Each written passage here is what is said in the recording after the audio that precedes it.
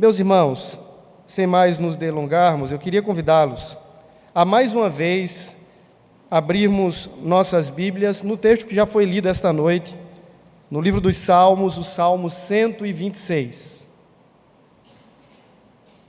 Livro dos Salmos, o Salmo de número 126.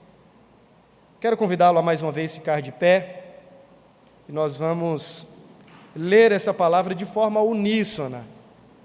Então todos a uma só voz leremos aquilo que nos diz a preciosa e santa palavra do Senhor. Livro dos Salmos, o Salmo de número 126, se você encontrou, diga amém. Amém. Vamos ler juntos? Quando o Senhor restaurou a sorte de Sião, ficamos como quem sonha. Então a nossa boca se encheu de riso, e a nossa língua de júbilo. Então, entre as nações se dizia: grandes coisas o Senhor tem feito por eles. Com efeito, grandes coisas fez o Senhor por nós, por isso estamos alegres. Restaura, Senhor, a nossa sorte, como as torrentes no Neguebe. Os que com lágrimas semeiam, com júbilo ceifarão. Quem sai andando e chorando enquanto semeia, voltará com júbilo, trazendo os seus feixes. Feche os seus olhos uma vez mais. Pai querido, essa é a Tua palavra, a Tua revelação especial para nós. E agora nós suplicamos a ação e a graça iluminadora do Espírito Santo para compreendermos qual é a boa, perfeita e agradável vontade do Senhor para as nossas vidas. Fale o Senhor e não o homem.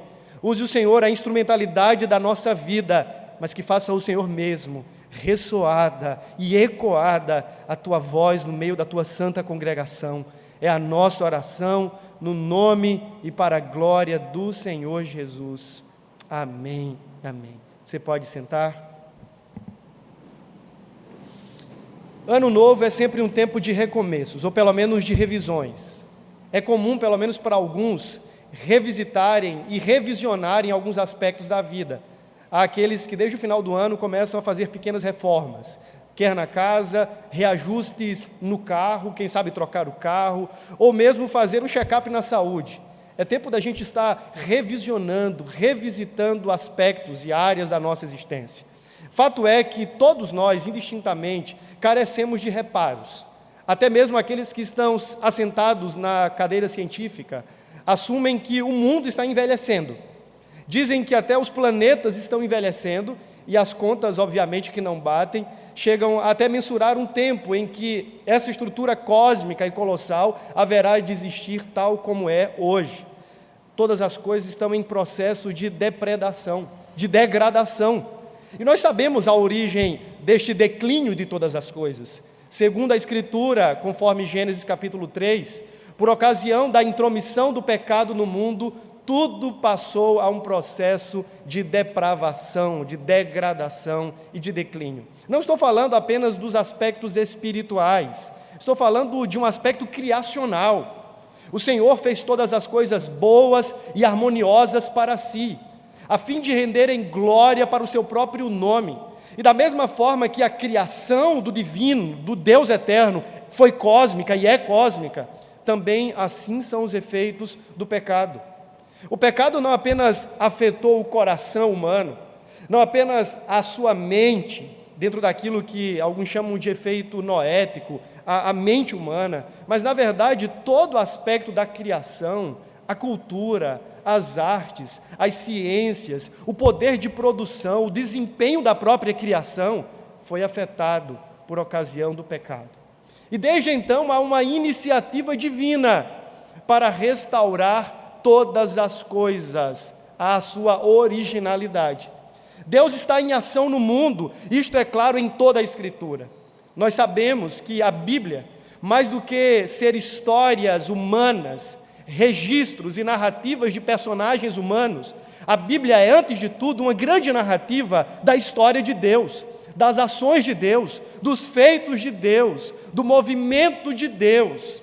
E Deus está na história, dentre tantas as coisas, restaurando a própria história, restaurando o mundo criado, trazendo ao seu perfeito estado, tal como por ele, outrora, foi designado. Então, na própria missiologia, há uma terminologia chamada de Missio Dei, que é a missão de Deus. E nós costumamos dizer que a missão de Deus é muito ampla, e certamente é maior do que a própria missão derivada da igreja, que parte e resulta da missão de Deus. Nós assumimos, dentro daquilo que chamamos de tradição reformada, um tripé, que na verdade alguns incluem até um quarto elemento: criação, queda, redenção e consumação. E nós cremos então que a grande missão de Deus, por assim dizer, é restaurar, reformar, reparar todas as coisas, cada um dos elementos criacionais que foram sequelados, fraturados, quebrados e maculados pelo pecado. Então esse é o grande trabalho de Deus na história. Na verdade, esse é até o propósito pelo qual Cristo veio. Segundo o escrito de Paulo aos Tessalonicenses, Deus está em Cristo reconciliando consigo mesmo não apenas os homens, mas todas as coisas. Então a grande missão de Deus, de forma muito simplória, seria trazer ordem, trazer restauração a cada parte do seu mundo que por Ele mesmo foi criado. O texto que nós temos diante de nós é um cântico de romagem, e eles estão rememorando, relembrando um aspecto específico da restauração de Deus. O povo aqui, vale salientar, estava saindo do cativeiro babilônico. Os irmãos certamente se lembrarão que, por ocasião da idolatria do coração do povo de Israel, Deus conduz aquele povo para um tempo de opressão, de jugo, de opróbrio nas mãos dos caldeus, na pessoa de Nabucodonosor. Deus fala por meio dos seus profetas, o povo não dar ouvidos ao que Deus levanta então Nabucodonosor, junto com o Império Neobabilônico, e então eles são levados por um período de 70 anos, para serem pela mão do Senhor disciplinados e corrigidos. Mas o mesmo Deus que pelos seus profetas falou desse tempo de juízo, de julgamento, de disciplina, falou também sobre a restauração deste povo em tempo próprio. Passados os 70 anos, o Senhor afirmou em sua palavra que recongregaria o povo de Judá, a nação de Judá, dentre as nações por onde estivesse espalhada para Jerusalém, para reassumirem o seu lugar em Sião. Esse tempo agora é pós-cativeiro. Deus já havia levantado Ciro, o persa, e este, por vontade do Senhor, derribou aquilo que parecia ser inabalável do ponto de vista político, bélico. A Babilônia, naquela época, era uma potência cuja força, cujo poder, era uma resistência tão profunda que ninguém imaginava uma queda com um grau de tanta facilidade, aparentemente, como foi quando o Senhor levantou Ciro para fazer Nabucodonosor cair. E assim aconteceu. O Senhor promulga, através de Ciro, um edito para que o povo voltasse a Sião, voltasse a Jerusalém, a fim de reconstruírem a tão sonhada e outrora suntuosa cidade de Jerusalém. Esse é basicamente o contexto. Agora, o povo, obviamente, está vivendo já nesse contexto de pós-cativeiro, e eles estão, quem sabe, aqui rumando a Jerusalém. Eram comuns as peregrinações para Jerusalém nas principais festas religiosas da cultura e da religião judaica. Então, no mínimo 3 vezes ao ano, cada judeu, ainda que disperso, espalhado, rumava em procissão à cidade de Jerusalém. E havia um tipo de inário para que esse povo, enquanto caminhante, enquanto andante, cantassem ao Senhor. E geralmente estes cânticos eram lembranças, eram memórias dos feitos de Deus, em especial dos feitos de redenção, dos feitos de libertação do cativeiro. Temos diante de nós, portanto, o Salmo 126, essa lembrança, esse cântico que, de alguma forma, recorda a restauração e clama por uma contínua restauração. Volte os olhos para o texto mais uma vez, por gentileza. Nós percebemos, segundo o texto, que há uma divisão tríplice O salmo é dividido primeiro do versículo 1 ao versículo 3, e se você fizer uma leitura muito básica, descobrirá que os verbos desta primeira sentença estão conjugados no tempo passado. Depois há uma segunda divisão neste salmo, e ela está posta tão somente no versículo 4. E você percebe que o verbo do versículo 4 está no tempo presente. Depois você tem a terceira e última divisão deste salmo, versículos 5 e 6, e você, olhando para o texto, também percebe que os principais verbos desta terceira seção estão conjugados no tempo futuro. Desta sorte, eu quero afirmar, à luz do texto, que a restauração da qual iniciamos falando até aqui é, sem dúvidas, uma necessidade atemporal para o povo de Deus. E é sobre isso que eu queria refletir com os irmãos, sobre esta restauração, que se faz necessária atemporalmente para quem quer que seja. Se não, vejamos. Dos versículos 1 a 3, uma memória de restauração. O povo está olhando para trás e a fala é: quando o Senhor restaurou a sorte de Sião. Abramos um parênteses aqui. Perceba que em sua Bíblia, a palavra Senhor está escrita em caixa alta. E todas as vezes que isso acontece, em especial na literatura do Antigo Testamento, é porque o nome de Deus aqui é o tetragrama, é o nome com o qual ele se revelou para o povo de Israel, o Deus pactual, o Deus da aliança, o Senhor do seu povo, o Deus que entrou em um relacionamento pessoal com o povo de Israel. Perceba, portanto, que o agente ativo de toda a restauração aqui mencionada, clamada e contemplada é o próprio Deus. Podemos começar dizendo, irmãos, que qualquer que seja o tempo, quer no passado, quer agora ou mesmo no futuro, o agente restaurador é sempre Deus. Deus é o grande mestre da restauração. Aqueles que gostam de programas, em especial, talvez nesses canais de Discovery e History, seja lá o que for, há um dos programas, eu não sei se o nome é exatamente esse, mas que fala sobre mestres da restauração, alguma coisa do tipo. São dois irmãos que reformam casas. Meus irmãos, eu queria dizer que, à luz de uma perspectiva maior, Deus é o grande mestre, restaurador de todas as coisas. Desde o começo o Senhor está fazendo isso. Em Gênesis 3, quando a queda foi estabelecida, no versículo 15, o Senhor, de alguma forma, proclama um enunciado restaurador. Ele diz que poria inimizade entre o descendente da mulher e o descendente da serpente. E que aquele desarranjo ali, agora, ocasionado pela desobediência dos nossos primeiros pais, não seria para sempre. O Senhor haveria de fazer alguma coisa. Ele poria em ordem a casa bagunçada. Ele se preocupa com isso, ele promete isso, ele se propõe a fazer isso. Ao longo da história, de forma micro ou macro, a gente vê Deus o tempo todo agindo para a restauração do seu próprio povo. Quando, ainda em Gênesis capítulos 5 e 6, o mundo entra numa degradação tão profunda que ele tem que inundá-lo com o dilúvio, perceba que o Senhor estabelece na aliança com Noé um princípio de restauração. Deus está refazendo todas as coisas. Ele faz primeiro em Adão e com Adão, mas agora ele está repactuando o seu compromisso com Noé. Ele está reformando, recriando em Noé. Depois, Gênesis 11 e 12, nós temos um outro clímax. Gênesis 11, uma degradação profunda. O que é que temos em Gênesis 11? A Torre de Babel. O ápice da rebelião humana.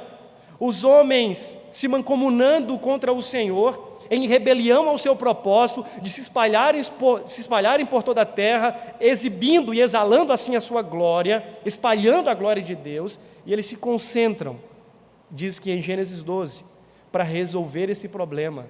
Deus propõe em Abraão a restauração do seu propósito, de fazer a sua glória conhecida e espalhada até os confins da terra. E de em Abraão abençoar todas as famílias da terra. Ora, nós sabemos que Abraão era apenas um tipo, Paulo vai dizer em Gálatas que, na verdade, a promessa não era de Abraão fazer, ou de Abraão abençoar todas as famílias, mas do descendente de Abraão, a saber, Cristo. Mas Deus está ali, refazendo o que o pecado está desorganizando, desajustando. Quantas vezes o povo de Israel tropeçou nos mandamentos do Senhor, se rebelou contra a sua santa lei, e Deus foi lá, tantas vezes, para trazer a casa à ordem, para trazê-los de volta à sua palavra. Os cativeiros nada mais são do que atos restauradores de Deus. É Deus disciplinarmente chamando Israel e reformando o coração de Israel, lapidando a espiritualidade de Israel, trazendo de volta a sua palavra. É Deus o tempo todo agindo, o povo se desviando, o coração se transviando, e Deus ali trazendo o povo para a restauração da comunhão consigo. Isso é óbvio em toda a Escritura. Quando Cristo vem, não há outra coisa diferente a se pensar, senão de que Deus em Cristo, da mesma maneira, está reformando, refazendo e recriando todas as coisas. Sabe, quando você ouve a palavra nova aliança, velha aliança, novo céu, nova terra, todas as vezes, pelo menos, em nova aliança e em novo céu e nova terra, todas as vezes que essa palavra novo aparece, a ideia não é de que Deus está abandonando o velho e fazendo originalmente algo novo. A ideia é de que Deus está restaurando o velho. Deus está recriando do velho. É uma aliança que se apoia, ela é nova em algum aspecto, mas se apoia naquela que é, por assim dizer, antiga. É um novo céu que, em algumas dimensões, de fato é novo, mas ele está sendo uma restauração do velho. Então, em toda a Escritura, o que nós temos é Deus agindo para a restauração de toda a sua obra. Isso para mim é consolador, irmãos, porque nós sabemos que os problemas, que as degradações, os desarranjos, os desmantelos, não estão acontecendo apenas lá do lado de fora.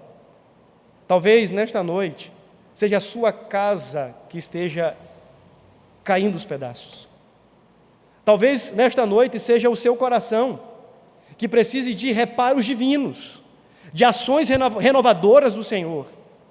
Talvez seja a sua relação com os filhos, com o cônjuge. Talvez seja a sua espiritualidade. Quem sabe o seu ministério. Fato é que não apenas o mundo sem Deus carece das ações interventoras e restauradoras do Senhor, mas nós também, o seu povo. Eu não sei como você chegou aqui, eu não sei como é que está o seu coração, eu não sei como estão as suas emoções, eu não sei como é que está a sua relação com o Senhor, mas eu quero dizer para você que certamente está entre nós o Senhor, aquele que é mestre em restauração e que pode fazer novas todas as coisas na sua vida e na sua história, ainda esta tarde, ainda esta noite. Ele pode fazer da sua casa uma casa nova, da sua relação com seus filhos uma relação nova, do seu coração um coração novo, porque Ele é o Deus de restauração. Ele é o Deus que promove renovação. Ele é o Deus que faz novas, está fazendo novas todas as coisas. Ainda nos versículos 1 a 3, perceba que o povo está fazendo uma declaração.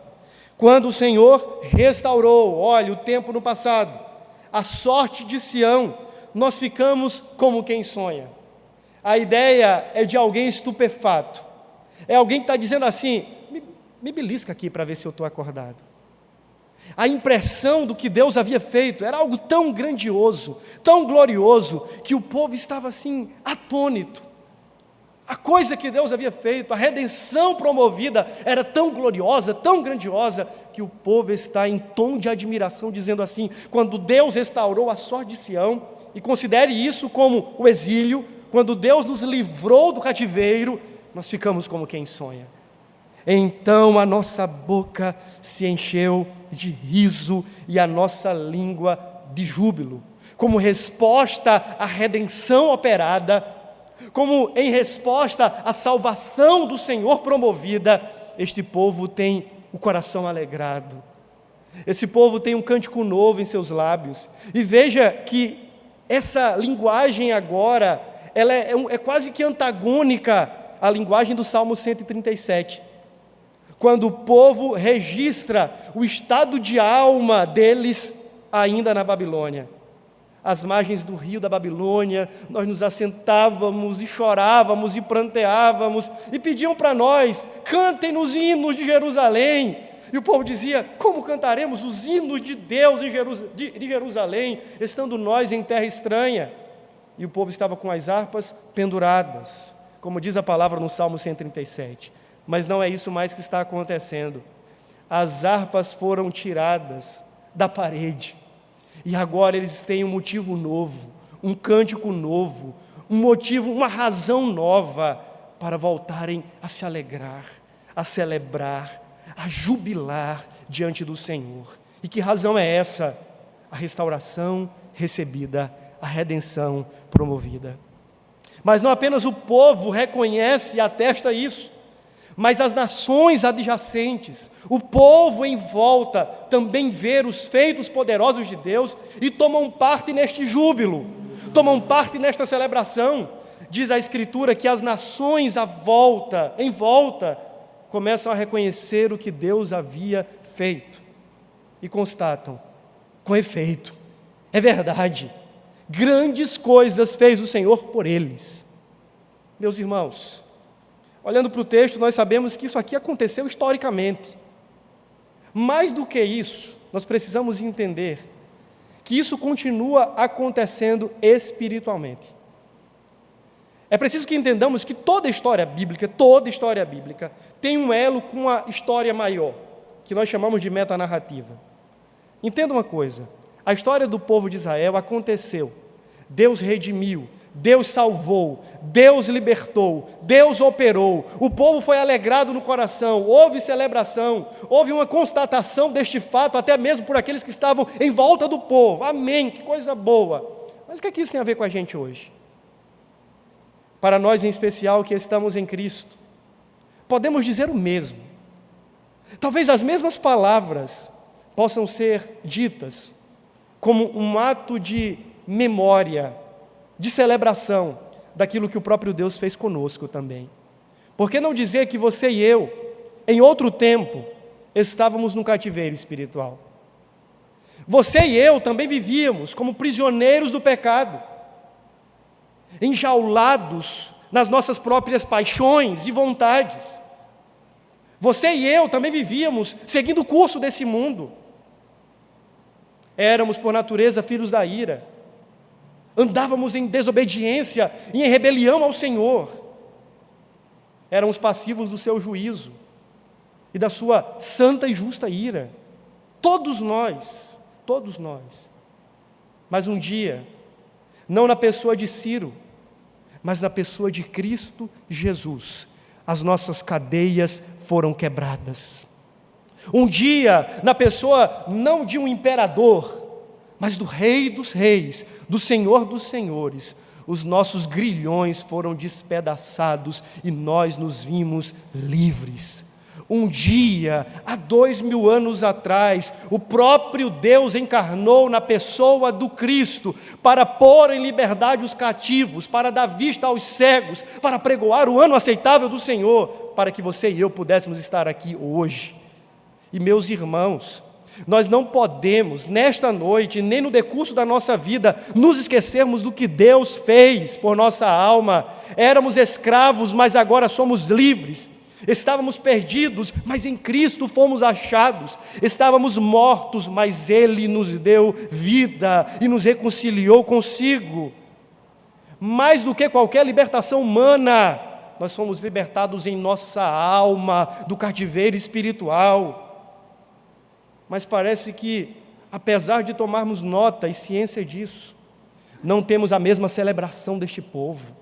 Falta-nos esta alegria de sairmos na rua, esbravejando a alegria da salvação que temos, de termos sempre um cântico novo em nossos lábios, porque Deus mudou a nossa sorte. Sabe qual era o nosso destino? O inferno, o viver apartado eternamente de Deus, mas não é mais se estamos em Cristo Jesus.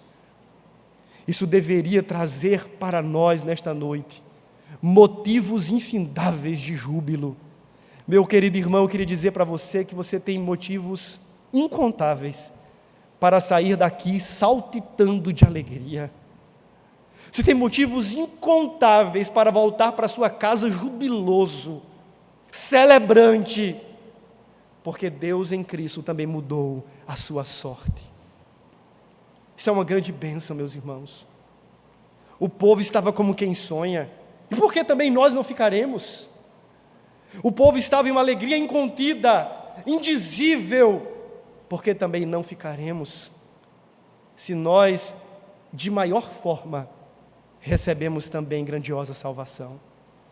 Se você ainda não está em Jesus Cristo, se você ainda não depositou nele a sua fé, se você ainda não o tem como objeto último da sua confiança, eu queria dizer que você também pode experimentar desta mesma alegria.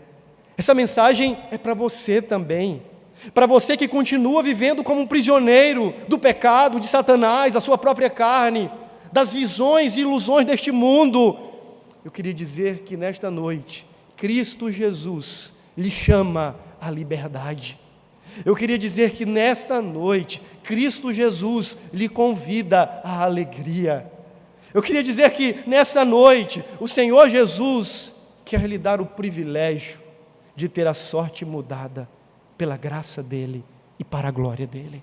Você pode experimentar isso, mas como pastor? Em Cristo, o Redentor. Em Cristo, o Salvador. Em Cristo, o Libertador. Para nós que estamos em Cristo, relembrar a libertação deve nos trazer grande alegria. Mas voltemos os olhos para o texto mais uma vez, versículo 4. Agora, o salmista está orando, ele está suplicando a Deus: restaura, Senhor, a nossa sorte, como as torrentes no Negueb. Vamos entender esse versículo como a segunda parte do texto. Primeiro, versículos 1 a 3, nós temos uma memória de libertação, que resulta em celebração, em alegria, em júbilo, em constatação das nações em volta do que Deus havia feito. É um reconhecimento, é uma rememoração dos feitos poderosos e grandiosos do Senhor. Agora, diante de nós temos uma súplica veemente, urgente. O povo, quem sabe, e agora nós estamos conjecturando, estão se deparando com Jerusalém. Imagina você voltando de um cativeiro, 70 anos longe do templo, longe de casa, longe de alguns amigos que ficaram, longe do trabalho, longe de tudo, longe de todos. Você está voltando, a ansiedade, o afã está tomando conta do seu coração e você precisa chegar em casa. Mas de repente, quando você entra na então sonhada cidade de Jerusalém, você não vê mais do que pedras sobre pedras, cacos, ruínas. Os muros haviam sido derribados, as portas queimadas. Como se não bastasse, um povo invasor estava tomando conta da cidade. Os samaritanos haviam se estabelecido em Jerusalém. A pobreza, a desordem, não há justiça, não há templo, não há lugar de adoração. E o povo agora que vinha tomado desta alegria, ao chegar diante da cidade, desmoronam por um desânimo profundo, ao verem que a cidade não era tal qual antes. Como se não bastasse, nós lemos no livro de Jeremias, que alguns ainda não quiseram voltar da Babilônia. Imagina você agora chegando em Jerusalém, olhando para trás e não vendo todos os refugiados. Nem todos os amigos estão ali, nem todos os que foram levados cativos estão ali. E o sentimento é: Deus, nós sabemos o que o Senhor já fez, nós reconhecemos isso, nós nos alegramos nisto, nós celebramos ao Senhor pelo que o Senhor já fez, mas Deus, nós precisamos de novo da Tua restauração. O versículo 4 está certamente amparado nos versículos anteriores. A mola propulsora para a súplica aqui presente, no versículo 4, é o que Deus já fez dos versículos 1 a 3 mencionados. o povo agora está na condição de súplica. O povo é um povo orante.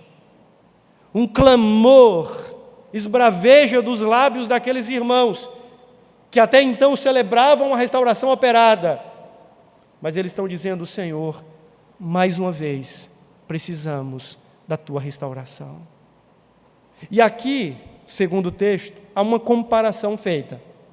Eles oram, dizendo: Senhor, restaura a nossa sorte, tal como as correntes, versículo 4, no Negueb. Vamos entender isso?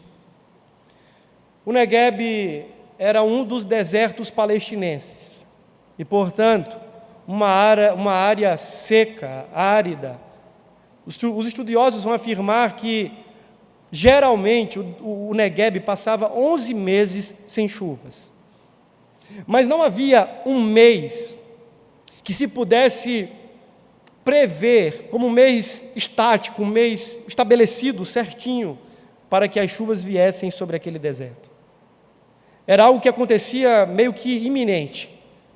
De repente era um deserto, mas então, milagrosa, impetuosamente, copiosamente, vinham chuvas descendo sobre as montanhas, sobre os montes, e aquele deserto se transformava num grande lugar com ribeiros e rios. Começava a florar, a florescer. O que ele está dizendo é: Deus, a nossa situação aqui como nação é a semelhança do deserto do Negueb. Não há o que fazermos. A esperança se esvaiu, a vida desapareceu. Nós não temos qualquer chance, ó Deus, de sobrevivência numa realidade como essa. Mas tal como, de forma milagrosa, iminente, impetuosa, poderosa, copiosa, esse deserto, no tempo do Senhor, é transformado num manancial de águas. Da mesma forma, essa cidade, pelo milagre, pelo poder e pela força do Senhor, pode ser restaurada e ser novamente a gloriosa cidade de Jerusalém. O clamor, na verdade, aqui é um clamor por uma ação milagrosa de Deus. Eles estão clamando para que Deus opere com uma força excomunal para trazer a Jerusalém a restauração que ainda faltava. Quando eu olho para essa parte do texto, de alguma forma análoga, eu a conecto com a vida cristã. Não mais agora no aspecto da nossa salvação, mas da última vez que eu estive aqui, eu falei em João 17 sobre algo que também é comum a todo cristão, o chamado processo de santificação. Ora, é verdade, irmãos, que todos nós que já fomos por Cristo encontrados e transformados, todos nós que já tivemos o coração transformado pela graça de Deus, já tivemos os nossos pecados purificados e a nossa sentença justificada em Cristo Jesus, todos nós já gozamos da alegria da salvação, da alegria perene, da alegria que está alicerçada nos feitos e nas promessas de Deus. Mas sejamos sinceros, desde o dia em que conhecemos a Cristo, a nossa vida nem sempre foi de ascensão em ascensão na nossa espiritualidade. Na verdade, alguns entre nós, ao invés de termos sido acrescidos em nossa vida com Deus ao longo da jornada, da caminhada, estamos hoje piores do que no começo. Não estou falando que você é menos salvo, menos crente. Não. Estou dizendo que, ao longo da nossa jornada, nós precisamos entender que careceremos de restaurações divinas o tempo todo. Talvez a sua vida hoje esteja, quem sabe, em ordem. Sua comunhão com Deus, sua relação com a igreja, seu serviço. Que grande bênção! Mas eu não quero desanimá-lo ao dizer isso, mas eu preciso dizer que não será nesta terra para sempre assim. Nem sempre estaremos nos altos, nos Alpes. Nem sempre estaremos gozando desta comunhão tão íntima com o Senhor. Nem sempre estaremos subindo nas escadas da santificação. Muitas vezes estaremos em declínio. Às vezes estaremos criando frestas em nossa vida, abrindo espaços em nossa vida que carecem de reparação, de reparos. Por que não abranger isso para outras dimensões da vida? Você olha hoje e diz assim, meu casamento está uma bênção, amém.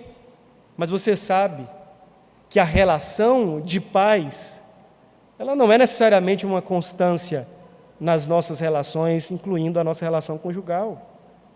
Haverão momentos, tristes e lamentáveis momentos, em que nós estaremos em pé de guerra, e que precisaremos que o Senhor restaure a nossa família.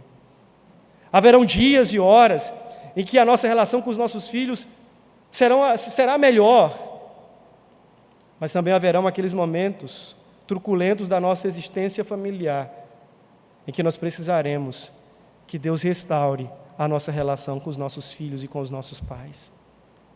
Haverão momentos em que nós entraremos por essas portas tomados de uma alegria, querendo servir aqui e acolá, nos envolvendo com os ministérios da igreja, mas também haverão aqueles momentos em que entraremos aqui procurando o último assento, porque não queremos ser vistos, não queremos servir, não queremos nos dispor, não queremos trabalhar, e precisamos que o Senhor nos restaure na alegria do servir. Haverão momentos em que o domingo será esperado. Chegando a sexta-feira, ficaremos contando as horas e os minutos para nos vermos aqui outra vez, reunidos na Santa Congregação para adorarmos ao Senhor. Mas haverão outros momentos que qualquer motivo será um bom motivo para nos tirar desse lugar. E serão nesses dias que careceremos que Deus renove o nosso amor por Ele e pela sua adoração. Fato é, meus irmãos, que mesmo crentes e salvos, mesmo como igreja do Senhor, a restauração ainda se faz necessária por meio da santificação. Será o tempo todo, para a vida toda, até que Ele venha. Quando a gente lê Romanos capítulo 8, um texto clássico da nossa teologia reformada, diz que Deus está fazendo todas as coisas cooperarem para o bem daqueles que o amam. Mas que bem é esse? E a Escritura responde, o bem é o seguinte, para que sejamos conformados à imagem daquele que nos criou.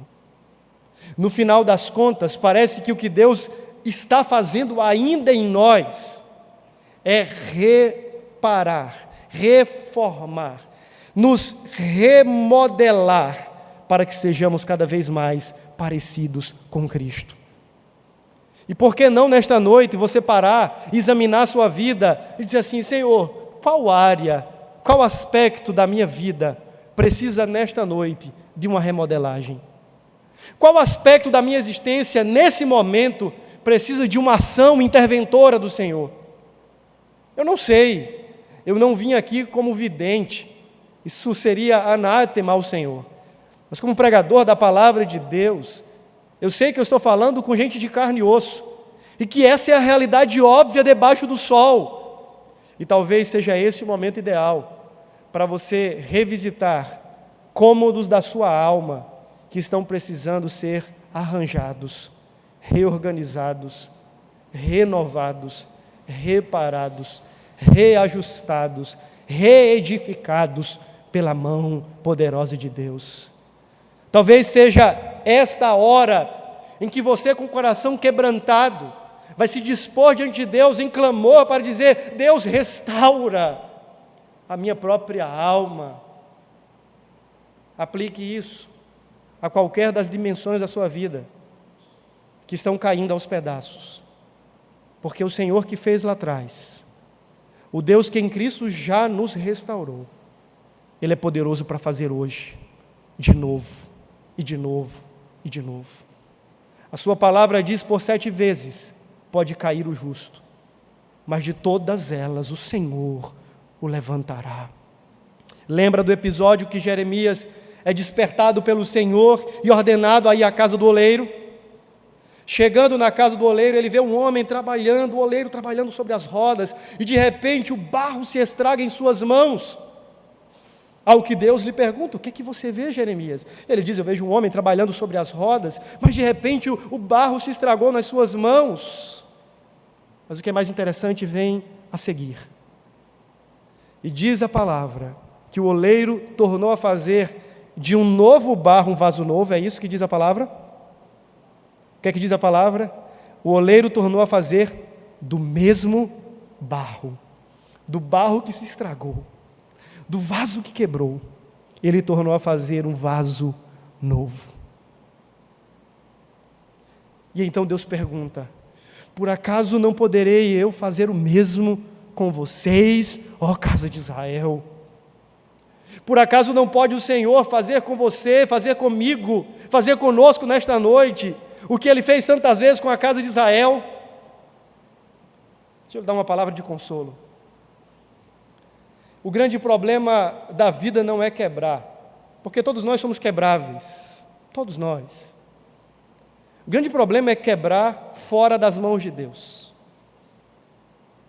Mas quando nós quebramos nas mãos do oleiro divino, meus irmãos, as coisas não estão perdidas, porque Ele tem a modelagem certa para começar a fazer de novo, e de novo, e de nós, um vaso novo.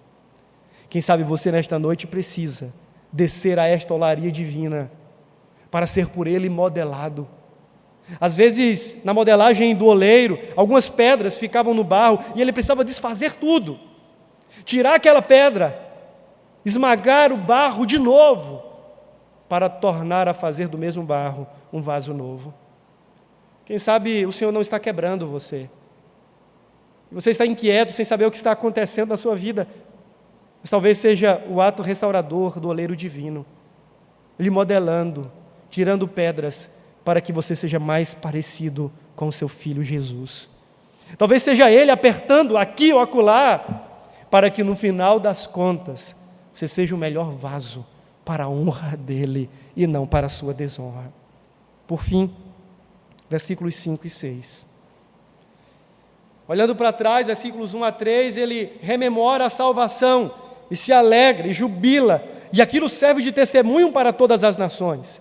Versículo 4, ao deparar-se com a realidade presente, o povo clama a Deus, entendendo que o Deus que fez lá no passado é o mesmo que pode fazer hoje. O texto encerra: e os olhos do salmista agora estão postos no futuro. Os que com lágrimas semeiam, com júbilo ceifarão.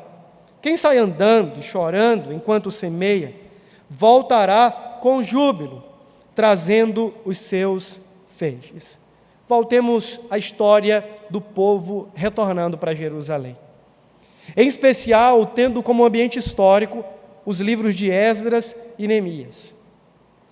O povo chega em Jerusalém, volta a dizer, se deparam com a realidade de caos e começam a orar dizendo: Senhor, faz de novo, restaura a nossa sorte, traz, ó Deus, para o nosso coração a alegria de estarmos de novo em Jerusalém, numa cidade reconstruída. Mas, irmãos, o que a Escritura nos mostra historicamente é que, para além de orar, como Neemias faz, orando e jejuando, o povo tem que trabalhar. Neemias, você conhece a história, pede a autorização ao rei, volta para Jerusalém, com a espada na mão, colher de pedreiro na outra, chama a sua equipe de operários: vamos reconstruir a cidade, vamos trabalhar, vamos reerguer os muros, vamos mandar refazer as portas, vamos lançar os fundamentos do templo, nós precisamos trabalhar. E assim o fazem, contando com a boa mão do Senhor, sempre na dependência do Senhor, mas trabalhando. E aqui nós aprendemos, irmãos, um princípio fantástico. É que lá na frente, certamente, nós ainda careceremos de restaurações. Nem tudo Deus vai fazer agora, no presente momento. Algumas coisas Deus vai fazer processualmente. Mas entenda, no processo de restauração, onde Deus é o agente por excelência, agente ativo por excelência, o seu trabalho, o meu trabalho, não são desabonados, não são desnecessários. O que o salmista está dizendo é: sim, Senhor, Nós cremos que se o Senhor não fizer, nada acontece. Se o Senhor não fornecer os recursos, nós nada temos. Se o Senhor não fortalecer os nossos braços, fracos somos. Nós entendemos que se o Senhor não agir milagrosamente, nada acontecerá. Mas entendemos também que a nós cabe a semeadura pranteosa no processo de restauração. Senhor, nós estamos pedindo, dá-nos bom êxito no nosso trabalho. Senhor, nós estamos clamando, usa os recursos que temos com a bênção do Senhor para fazer com que a restauração da cidade chegue à sua completude, seja completa. Eles continuam, de alguma forma, olhando para a cidade, em tom de expectativa, de esperança, de contemplação futura, de confiança no Senhor, mas não desprovidos da responsabilidade que lhes cabe. Meus irmãos, pensando em criação, queda, redenção, nós começamos falando que tudo está em desordem e desarranjo, quebrado por conta da queda. O Senhor fez todas as coisas perfeitas, mas então o pecado, em sua intromissão, trouxe esse desarranjo cósmico. E então Deus, em suas iniciativas antes de Cristo, e em especial com Cristo, resolveu trazer de volta ordem ao caos estabelecido pelo pecado. Mas entenda, um dia, e esse dia talvez esteja mais perto do que nunca, todo esse trabalho chegará à sua consumação. A alegria experimentada no primeiro momento é apenas uma degustação da alegria do final da caminhada. Hoje pela manhã o reverendo Robson falou sobre a vida de peregrinação. E sim, no meio desta caminhada de peregrinação, não são poucas as vezes que nós nos alegramos, mas também choramos. Nessa jornada, como caminhantes neste mundo de Deus, o Senhor, sim, como Ele falou, e eu gostei da expressão, nos abençoa com carinhos, coisas boas, benesses de Deus, a gente vai provando, mas o Senhor não quer que nos esqueçamos, que esses carinhos de Deus não passam de lembretes, de que uma alegria maior nos está proposta. É verdade que nós já gozamos da alegria da salvação, é verdade que nós já experimentamos agora a vida eterna, mas ainda não. Estamos nessa jornada, onde muitas vezes precisaremos de restauração, onde muitas vezes lágrimas terão que ser derramadas, choro. Mas entenda, um dia o choro e as lágrimas cessarão. A história termina com lágrimas sendo enxugadas dos olhos do povo de Deus, porque Ele fez novos céus e nova terra. A semeadura um dia vai terminar, e então colheremos os feixes. E vale aqui salientar, não do nosso trabalho, mas do trabalho de Cristo, o verdadeiro semeador. Um dia, meus irmãos, a alegria do próprio Cristo será plenamente a nossa alegria, sem mais os incômodos da semeadura, sem mais a dureza desta vida, sem mais os dilemas dessa existência, sem mais o cansaço da caminhada.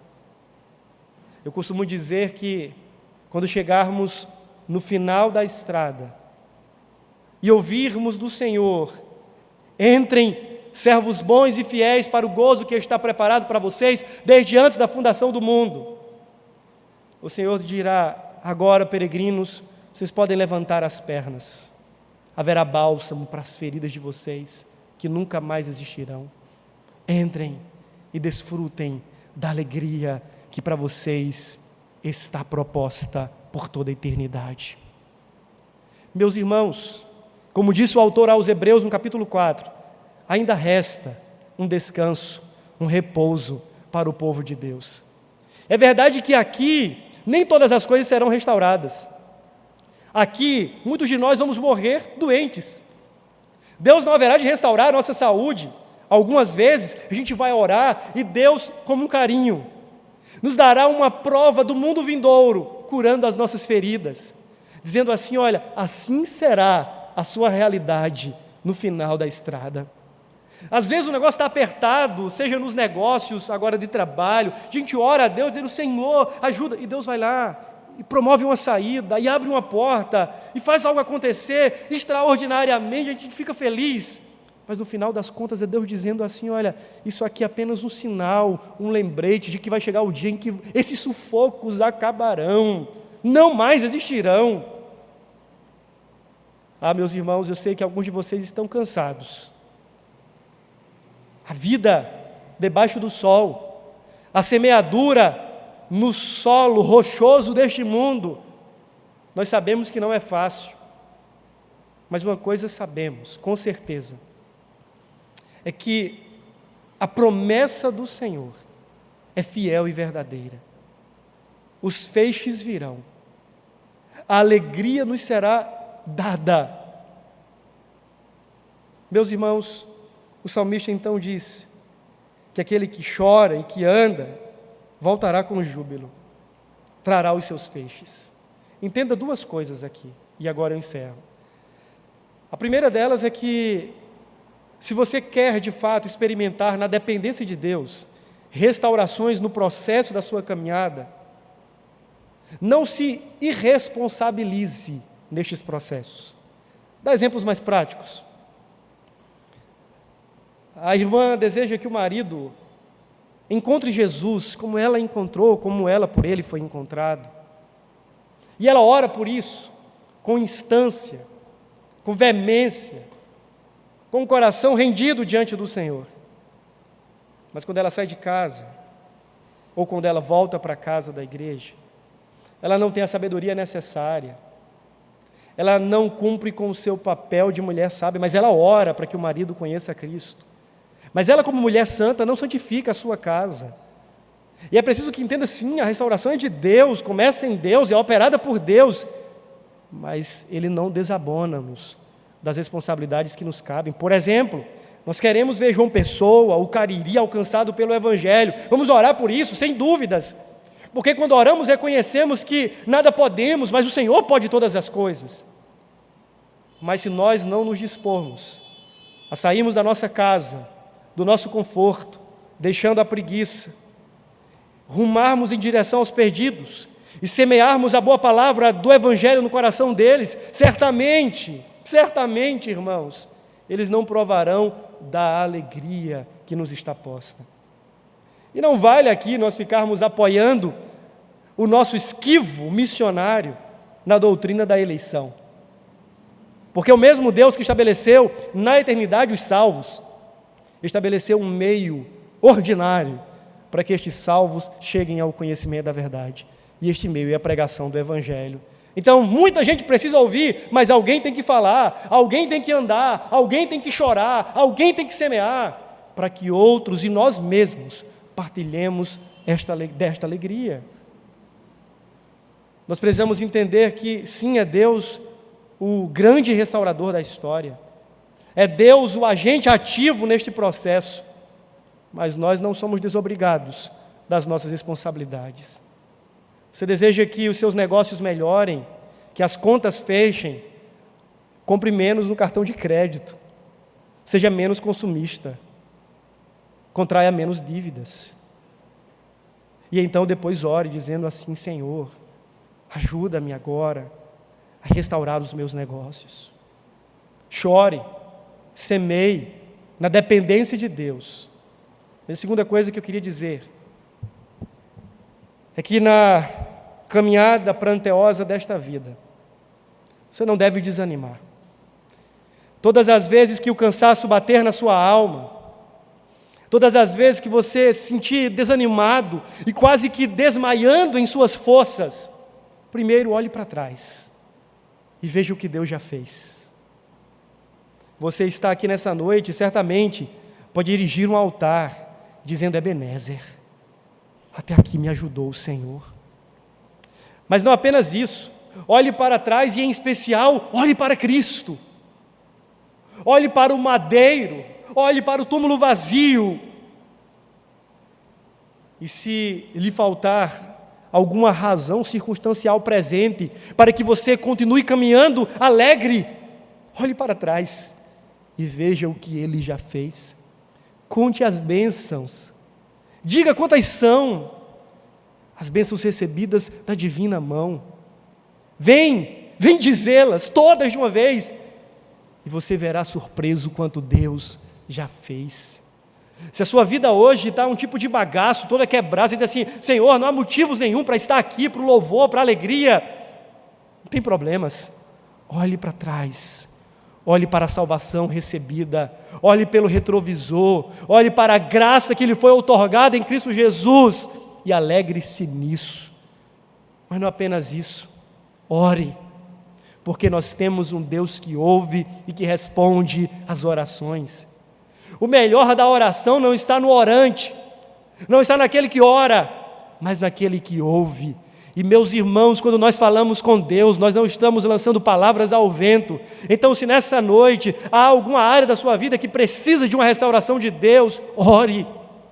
Saia daqui comprometido a colocar isso debaixo dos seus joelhos e clamar ao Eterno, dizendo: Senhor, eu não posso, mas Tu podes. E sim, Ele pode de verdade. Por fim, quando você olha para trás, quando você clama pelo presente, não perca os olhos da eternidade. Não tire os olhos da eternidade. Antes ore, como Jonathan Edwards, que dizia: Senhor, crava a eternidade nos meus olhos. Não ande por esta vida, não sofra nesta caminhada pranteosa, de choro, de lágrimas, sem ter os olhos na alegria dos feixes.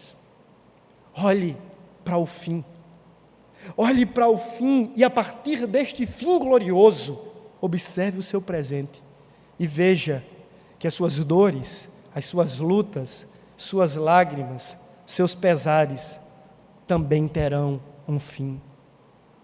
Lembre-se que as suas lágrimas estão prestes a serem enxugadas e então caminhe na esperança de receber os feixes da obra e da semeadura do próprio Cristo. Amém? Vamos nos colocar de pé e vamos orar.